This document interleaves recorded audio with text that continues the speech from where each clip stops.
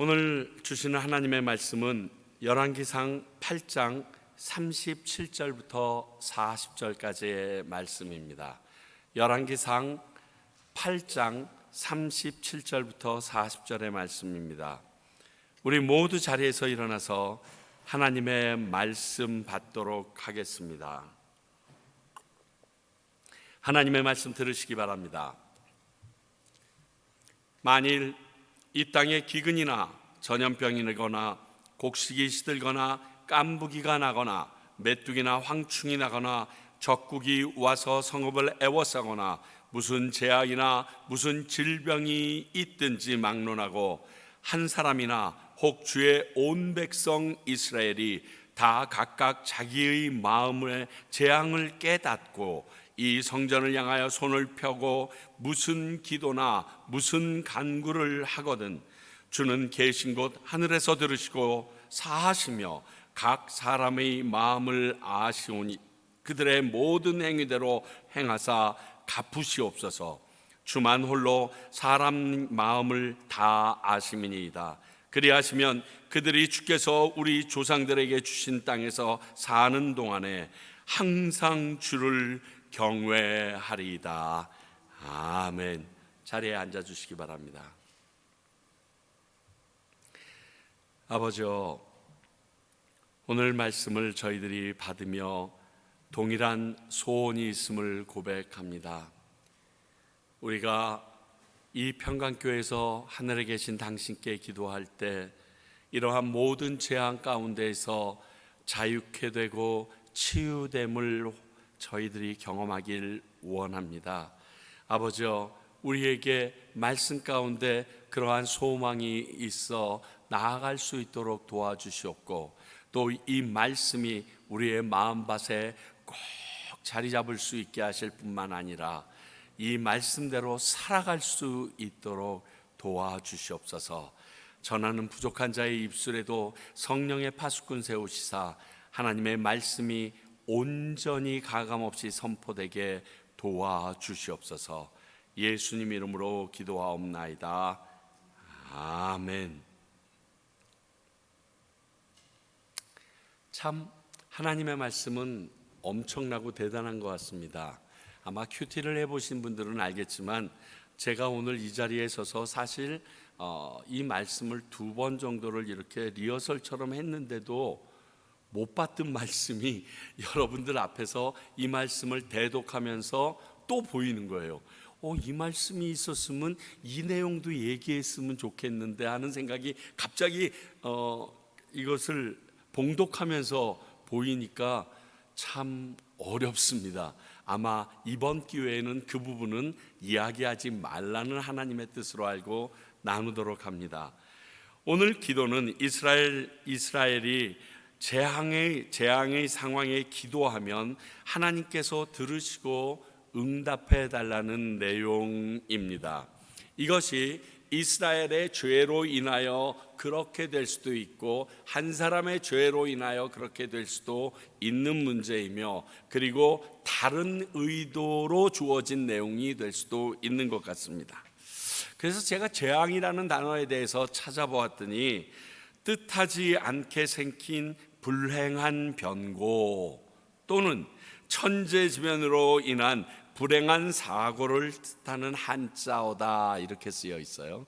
그런데 그 밑에 이런 각주가 달려 있더라고요. 국립국어원에 따르면 재앙과 재난이 의미론적으로는 다르지 않나 재앙이 재난보다 좀 더 심각하고 복합적인 상황을 의미하고 있다. 무슨 말씀인지 알겠어요? 재앙과 재난은 같은 의미의 내용이지만 재앙은 무엇인가 누군가의 뜻과 그리고 어떠한 내용이 포함되어져 있는 것이 재앙이고 재난은 그것과는 상관없는 보이는 현상 그대로다 이런 의미입니다. 곧 내게 닥치는 어려움인데 인간의 능력으로 감당할 수 없는 큰 문제가 재앙입니다. 이런 재앙 상황에 대한 솔로몬의 간구가 우리에게도 동일하게 역사하심을 믿으며 오늘 이 말씀을 나눕니다. 첫 번째 38절을 보게 되면 여기서 간구하는 하면 다 들어달라고 오늘도 말하고 있습니다. 여기는 지금 이스라엘이 새롭게 성전을 짓고 솔로몬이 그 앞에서 성전 봉헌식을 하며 하나님께 올려드리는 기도의 내용 중에서 이 성전에서 우리가 기도하면 하늘에서 꼭 들어주십시오 하는 내용이에요. 이것은 지금 솔로몬이 구구절절 간구하는 내용의 가장 중요한 포커스가 됩니다. 이게 없으면 이 내용을 지금 솔로몬은 말할 필요가 없는 겁니다. 하나님께서 들으신다는 전제하에, 믿음 하에 지금 하고 있는 내용들입니다. 그렇습니다. 우리의 기도를 들으시는 하나님이십니다. 그런데 그 내용이 한 사람이든 온 백성이 기도하든 상관없이 들어달라고 이야기합니다. 자, 예수님께서는 우리가 같은 마음으로 두세 사람이 모여서 함께 기도하면 우리가 힘을 얻을 수도 있고, 그리고 둘 중에 한 사람이 포기하고 싶어도 지속할 수 있는 신실함이, 지속성이 있기 때문에 그렇게 하라고 우리에게 알려주셨습니다. 마태복음 18장 19절, 진실로 다시 너희에게 이르노니 너희 중에 두 사람이 땅에서 합심하여 무엇이든지 구하면 하늘에 계신 내 아버지께서 그들을 위하여 이루게 하시리라. 분명히 이렇게 말씀합니다. 그러나 오늘 솔로몬은요, 한 단계 더 나가서 백성 중에 한 사람이 이 성전을 향하여 손을 들고 기도해도 들어달라고 지금 말하고 있는 것입니다. 그렇습니다. 야고보서 기자는 의인의 간구는 역사하는 힘이 크다고 말씀하시면서 한 사람 엘리야를 그 예로 듣습니다. 엘리야가 아합의 그 폭정과 하나님 외에 다른 신에게 매달리는 모습을 보면서 아버지여 이들에게는 재앙이 필요하오니 비를 멈춰달라고 기도했을 때 비가 멈췄고, 그리고 그들이 회개하고 다시금 하나님의 능력이 필요할 때 비를 내려달라고 얘기하니까 다시 비가 왔다는 예를 들으면서 의인 한 사람의 간구에도 응답하시는 하나님임을 우리에게 알려주셨습니다. 지금 우리들의 기도에 이렇게 응답하시고 이 약속을 지키실 하나님이심을 믿으시기 바랍니다. 다른 말로 얘기하면 우리 혼자서라도 매일 기도해야 하는 겁니다. 왜냐? 이 기도만이 유일한 해결 방법이기 때문에 그렇습니다. 다른 방법이 있다면 다른 것을 찾으면 좋겠는데 이 재앙 상황에서는 사람의 어떠한 능력으로 감당할 수 없기에 하나님 손에 있다고 믿어서 기도하게 되는 것입니다. 자, 시편 91편 15절, 그가 내게 간구하리니 내가 그에게 응답하리라. 그들이 환난 당할 때에 내가 그와 함께하여 그를 건지고 영화롭게 하리라. 아무것도 못하는 환난 때에 그분께서 그의 간구를 들어주시겠다는 겁니다. 우리의 기도를 들어주시겠다는 겁니다. 지금은 환난을 넘어서 이것이 하나님 손에서 일어나고 있는 재앙 상황입니다. 아마 죄가 이유일 수도 있는, 이것을 느끼고 하나님의 백성이 기도하기만 하면 응답해달라는 간구를 오늘 솔로몬은 하고 있는 것입니다. 시편 145편 15절, 여호와께서는 자기에게 간구하는 모든 자, 곧 진실에게 간구하는 모든 자에게 가까이 하시는도다. 진실하게 주님 앞에 기도하면 하나님께서는 이 기도를 그 환난 중에서, 재앙 상황 가운데서 들어주신다는 것입니다. 그래서 성경에서는 이러한 위기 상황 가운데 하나님께 기도하여 이러한 간구를 얻어낸 예들이 나오고 있습니다. 남자로서는 우리 다니엘, 왕 외에 다른 것에게 절하며 섬기면 사자굴에 던진다는 것을 듣고서도 기도합니다.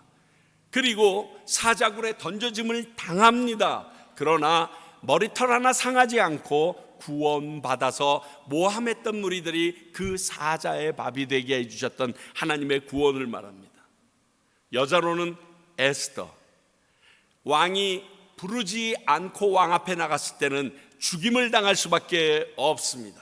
그러나 그 상황에 온 유대인들이 합심하여 기도한 후에 에스더가 왕 앞에 나갔을 때 왕은 그것을 기뻐하였고, 그때 드렸던 에스더의 기도로, 간구로 말미암아, 그 왕에게 아랬던 간절한 소원으로 말미암아 온 유대 백성들은 구원받고, 그를 죽이려고 했던 하만은 달려 죽게 됩니다. 위기 상황에서 하나님 앞에 기도하는 것이 우리가 살 길이라는 증거입니다. 그뿐만 아닙니다. 예수님도 이 기도에 대해서 우리에게 그렇게 가르치셨습니다. 예수님은 하나님 그 자신이시기도 합니다. 그래서 어떻게 보면 기도하실 필요나 이유는 없습니다. 내가 나한테 기도하는 거랑 같거든요. 하나님과 나는 하나일진데 그러셨는데, 내가 기도하는 내용이 하나님의 마음에 그대로 합한 건데, 그래서 귀신 들린 아이에게서 귀신이 떠나오게 하는 것은 너무 손쉬운 일입니다. 그런데 제자들이 그 일을 하지 못하고 있었습니다. 그래서 자신들이 못한 일을 예수님께서 쉽게 하시는 것 같으니까 예수님께 조용히 찾아와서 묻습니다. 어떻게 해야 우리도 그런 귀신 내쫓습니까? 그때 마가복음 9장 29절에서 이렇게 말씀하십니다. 이르시되 기도 외에 다른 것으로는 이런 종류가 나갈 수 없느니라 하시니라. 여러분, 이게 예수님이 귀신 못 내쫓아서 그래요? 아니, 귀신이 쫓아와서 당신의 때가 아닌데 왜 오셨습니까 하고 지레 겁먹고 도망가는 게 귀신인데, 꼭 예수님이 기도하셔야지만 쫓아낼 수 있었을까요? 아니에요. 그런데 나는 하나님 자신이기 때문에 그것이 가능하지만, 너희 인간들 인생으로서는 이것을 쫓아낼 수 있는 방법이 하나님 아버지께 기도하는 방법 하나밖에 없다라는 사실을 알려주시기 위하여 이렇게 말씀하신 거죠. 기도에 대해서 예수님은 우리에게 굉장히 자주 보여주십니다. 오히려 새벽 미명에 나아가서 진짜 밤이 맞도록 기도하시는 그런 모습, 모든 것들이 우리 인생은 이 땅을 살면서 하나님 앞에 기도함으로밖에 살아갈 수 없다는 것을 하나님 본체이신 예수님께서 이 땅에 내려오셔서 우리에게 손수 보여주신 아름다운 모본이신 것입니다. 오늘 솔로몬도 오직 기도만이 이런 재앙에서 우리를 구해줄 수 있는 하나님과의 연결고리라는 것을 믿고 이렇게 간구합니다. 주님, 어떠한 재앙이 우리가 사는 이 땅에 일어나거든 여기를 향하여 기도하는 그 기도가 있을 때 구원하여 주시옵소서. 그런데 특이한 게 있는데 39절, 그들의 행위대로 갚아달라. 그들이 잘못했는데, 회개도 하지 않았는데, 그들이 한 것이 분명히 하나님이 원하지 않는 길인데 그걸 기도했을 때는 하지 말아달라는 겁니다. 그거는 응답하지 말아달라고 얘기를 합니다. 참 그래도 체면은 있는 것 같아요. 면은 있는 것 같아요. 갈라디아서 6장 9절 7절, 스스로 속이지 말라. 하나님은 업신여김을 받지 아니하시나니 사람이 무엇으로 심든지 그대로 거두리라. 우리 속담 콩 심은 데 콩나무, 팥 심은 데 팥 난다고요. 이건 하나님의 공의의 법칙이에요. 생명을 심으면 생명이 나고요, 사망을 심으면 사망이 납니다. 하나님의 공의의 하나심을 알고 있기 때문에 그의 합당한 기도를 올린 겁니다. 이럼에도 불구하고 나 무조건 해달라고 얘기하는 것이 아니라, 이럼에도 불구하고 내가 주님 앞에 내 죄를 자복하오니 주님 해주세요, 이러면 말이 되는데, 내가 이렇지만 해달라. 내가 이렇게 잘못된 것을 구하지만 당신은 해달라. 이것은 하나님께 득되거나 하나님께서 들어주실 리가 없는 그분의 성품과 다른 것이기 때문에 기도할 때 하나님의 성품을 간과해서는 안 된다라고 여러분들에게 누누이 말씀드리는 이유가 여기 있습니다. 그 성품에 합한 기도가 되어야 하는 것입니다. 그래서 거짓과 외식의 간구는 하나님은 외면하실 수밖에 없습니다. 왜? 거짓과 외식은 하나님의 성품과 완전히 상반되는 것이기 때문에 그렇습니다. 나는 그 일 안 해. 나는 그 일을 그렇게 해줄 수 없어. 그것은 하나님이 하실 수 없는 죄이기 때문입니다. 야고보서 4장 3절입니다. 구하여도 받지 못함은 정욕으로 쓰려고 잘못 구하기 때문이다. 기도하지 않아서 받지 못하는 것은 당연합니다. 기도했음에도 더군다나 받을 만한 합당한 기도인데도 받지 못하면 우리에게 잘못이 있다는 것입니다. 전에도 말씀드렸지만 모든 기도가 기도자의 원하는 대로 되는 것만이 응답이 아닙니다. 거절하심도 분명 하나님의 응답의 한 방법입니다. 그러나 말씀으로 보아도 선하고 바른 간구 같은 데 이루어지지 않는다. 그 기도 뒷면에 내 욕심이 내재되어 있음을 하나님께서 아셨기 때문에 안 해주시는 겁니다. 오늘 솔로몬은 그들의 모든 행위대로 갚으시라고 표현한 것이 바로 이것 때문입니다. 무조건이 아닙니다. 기도. 왜냐하면 하나님은 각 사람의 마음을 다 정확히 알고 계시는 분이라고 말하면서 이 기도를 했다는 것이 핵심입니다. 왜냐?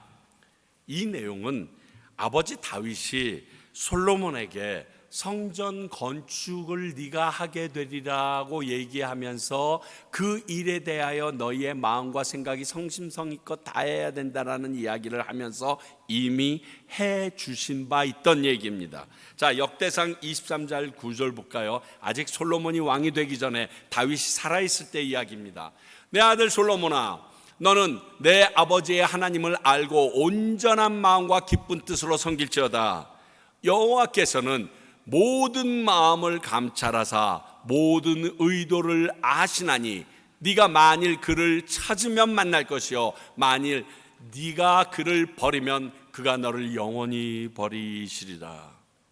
아버지 다윗에게 하나님이 어떠한 성품의 소유자인지 이미 솔로몬은 들었습니다. 그렇기 때문에 그것을 근거하여 오늘 하나님의 성품을 알고 드리는 기도를 솔로몬은 하고 있는 것입니다. 그렇습니다. 우리의 회개와 진실한 기도를 들으십니다. 이 자세가 아니고는 우리의 기도가 응답되지 않습니다. 그런데 이 자세는 그냥 드렸을 때가 아니라 하나님을 두려워하며 그분을 존경하는 마음이 우리 안에 있을 때, 즉 하나님을 경외하는 마음이 없이는 이러한 기도는 나오지 못합니다. 한번 질러본 거야. 농담이야.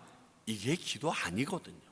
재앙 상황에 어떤 그런 농담이 가능할 것이고 그것을 웃어넘길 사람이 어디 있겠습니까? 나의 모든 것을 아시는 하나님 앞에 내가 그분을 경외함으로 간구하지 않으시면 그분은 들으시지 않습니다. 그래서 오늘 이 말씀 말미에 주님께서 이렇게 우리의 간구를 들어주시면 우리가 당신을 두려워하고 존경하게 되어 항상 당신을 경외하게 될 것입니다.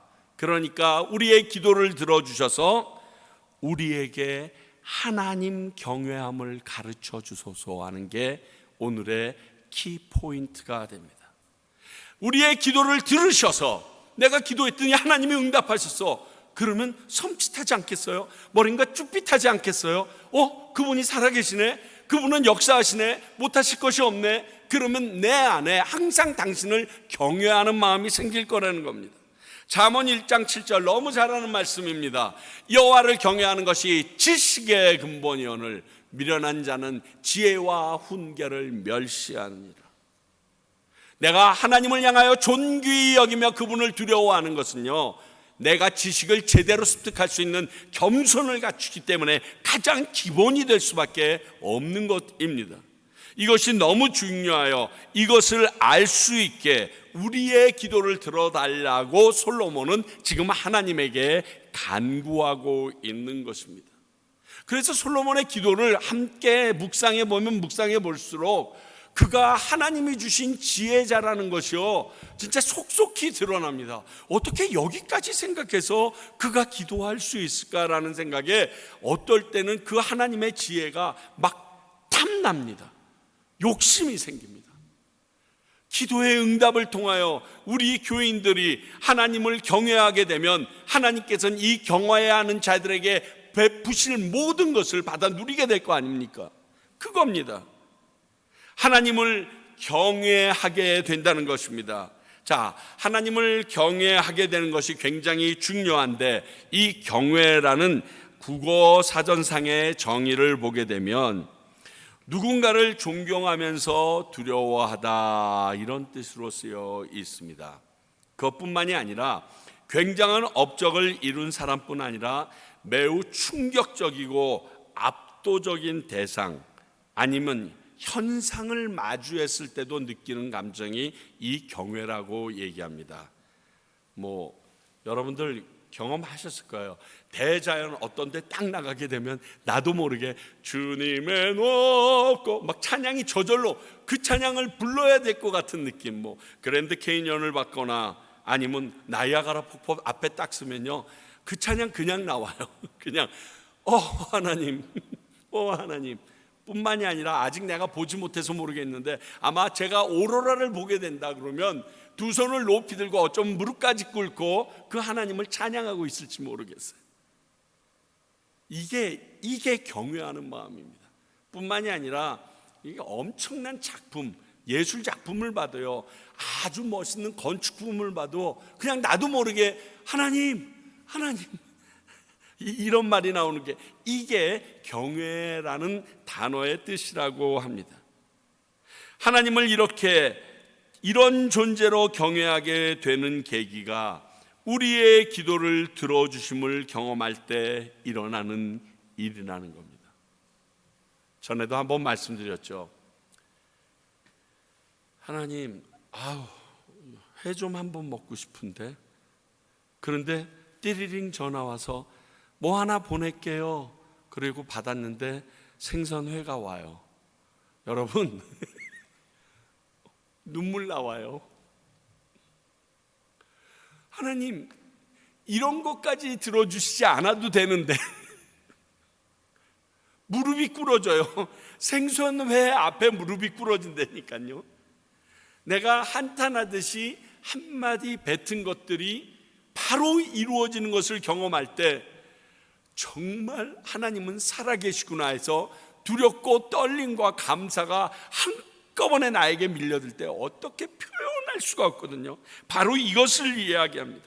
이것을 위해 우리가 이 성전에서 기도할 때 응답해달라고 솔로몬은 간절히 간구하고 있습니다. 누구를 위하여? 그가 사랑하는 백성들을 위하여, 이스라엘을 위하여. 그렇다면 과연 이 경외함이 뭐가 그렇게 중요한가? 하나님을 경외함으로 우리에게 주어지는 것들이 무엇이 있는가? 그거 한번 보시겠습니까? 우리를 경외함으로 우리에게 주어지는 것이 있다고 성경은 말합니다. 다 나열하려면 너무 많기 때문에 5가지만 짧게 나눠봅니다. 시편 34편 9절, 너희 성도들아 하나님을 경외하라. 그를 경외하는 자에게는 부족함이 없도다. 내게 부족함이 없어요. 내가 필요하다라고 생각하는 건 조금 전에 말씀드린 것처럼 다 채워주세요. 이게 하나님을 경외할 때 생기는 일이에요. 두 번째, 시편 145편 19절. 그는 자기를 경외하는 자들의 소원을 이루시며 또 그들의 부르짖음을 들으사 구원하시리로다. 우리의 소원을 들어주시고요, 그리고 우리를 구원하여 주세요. 그곳에서 빼내어 주신다는 겁니다, 경외하는 자에게. 세 번째, 잠언 22장 4절. 겸손과 여호와를 경외함이 보상은 재물과 영광과 생명이라. 우리 굉장히 이것을 원해서 세상에서 뛰잖아요. 근데 이것을 이룰 수 있는 키는 겸손과 여호와를 경외함. 이건 사실 뒤바뀌어도 돼요. 여호와를 경외하게 되면 인간은 아무것도 아닌 것을 알아서 겸손해집니다. 그러면 하나님께서 재물, 영광, 생명은 보상으로 주어진대요. 네 번째, 잠언 14장 26절. 여호와를 경외하는 자에게는 견고한 의뢰가 있나니 그 자녀들에게 피난처가 있으리라. 우리 자손들에게 영영 숨을 수 있고 피할 수 있는 피난처가 되어주신다는 거예요. 그곳이 어디엔가 존재하고 우리를 항상 어둠으로 그리고 많은 악함으로부터 구원해 준다는 거예요. 막아준다는 거예요. 마지막으로 잠언 31장 30절에서부터 31절. 고운 것도 거짓이고 아름다운 것도 헛되나 오직 여호와를 경외하는 여자는 칭찬을 받을 것이라. 그 손의 열매가 그에게로 돌아갈 것이요 그 행한 일로 말미암아 성문에서 칭찬을 받으리라. 자, 성문에서 칭찬을 받는다는 것은요, 그 성 안에 있는 모든 사람들에게 다 칭찬을 받는다는 뜻이에요. 여호와를 경외하면 이 칭찬이, 격려가, 이 명성이 그냥 따라온다라고 이야기합니다. 우리의 기도를 들으시고 응답하심을 경험한 것만 해도 큰 은혜이며 축복인데, 이러한 유익이 있는 하나님을 경외하는 마음까지 얻게 된다면, 여러분, 기도는요 조건이 아니라 우리 삶의 목적이며 이유가 되어야 합니다.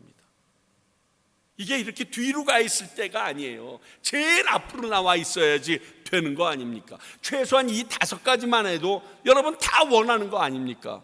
이 땅 가운데서도 내게 꼭 이루어졌으면 원하는 거 아니십니까? 그래서 기도로 누릴 수 있는 1+1과 같은 이러한 은혜를 자기 백성들이 누리기 원하여 솔로몬은 오늘 강구하고 있는 것입니다. 여기에 하나 더, 하나님을 예배할 때 이 경외함이 꼭 필요합니다. 하나님을 경외함이 없이 이렇게 하나님 앞에 나와 있다, 이거 자체가 모순입니다. 왜 여기 나와 있어요? 하나님을 존경하고 그분을 두려워하는 마음이, 이러한 경외함이 있어야 여기에 있을 거 아닙니까? 경외함이 없이 예배를 드리면요, 나는 방종하게 돼요. 그렇죠. 내 의를 찾게 돼요. 당연하죠. 네가 잘났느니 내가 잘났느니 이 말이 교회 안에서 난무하는 것이 하나님의 경외함이 없기 때문이에요. 뿐만이 아니라 예배의 바른 목적도 상실됩니다. 그저 종교 생활로 끝나버려요. 내게 아무 유익이 없는 게 종교 생활입니다. 신앙 생활이 아닌 종교 생활은 나에게 아무런 덕이 없습니다. 잠언 14장 27절. 하나님을 경외하는 것은 생명의 셈이니 사망의 그물에서 벗어나게 하느니라. 자, 예배를 드리러 왔습니다. 우리가 세상의 모든 사망이나 어려운 것에 묶여 있었습니다. 그런데 거기에서 자유하게 됩니다. 그런데 그것이 끝없이 솟아나는 생명의 샘물을 얻게 해주십니다. 이것 때문에 우리 예배 나오는 거잖아요. 이게 예배에 나와서 하나님께 간절히 원하는 것들 아닙니까? 세상에서 가지고 왔던 모든 근심과 걱정, 그리고 해결하지 못했던 그 답답함이 이 안에서 풀리지 않고 그대로 들고 나간다면 왜 제 이 자리에 나와 있습니까? 아니잖아요. 그분이 내 안에 오셔서 이 모든 부분에 대해서 참 자유를 주셨을 때 상황이 변하지 않아도 그것에 대한 태도가 바뀐 나의 모습을 기대하면서 이 자리에 나오는 게 우리의 예배의 모습 아닙니까?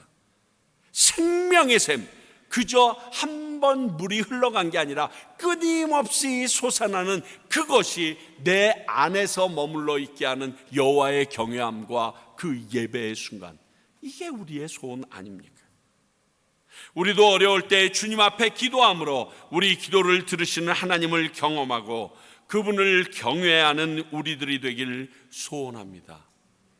왜냐하면요, 이것이 진정한 축복이기에 오늘 솔로몬은 기도에서 이 내용을 이렇게 언급한 것입니다. 분명 이 언약이 하나님 앞에 이루어졌을진데 하나님의 귀한 평강교회에서 하나님을 향하여 기도하는 우리의 기도에도 이렇게 역사하실 것을 믿습니다. 기도하겠습니다. 하나님 아버지, 우리에게 기도하라 말씀하시고 또 말씀하시고 또 말씀하시고 또 말씀하심이 오늘 말씀을 통하여 우리에게 유익임을 아시기에 축복에 축복을 더한 사실이라는 것을 깨닫습니다. 그럼에도 불구하고 여전히 우매하여 우리는 그것보다 더 다른 것을 바라며 그것을 향하여 나아가는 모습은 아닌지요.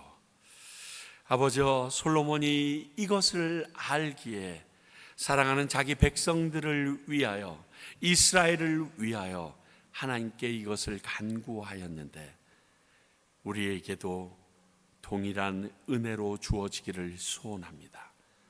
그리하여 그 하나님 경외함을 배우게 하시고 그 경외하는 하나님을 통하여 우리에게 주어지는 크신 은혜를 경험하게 하여 주시옵소서. 예수님 이름으로 기도하옵나이다. 아멘.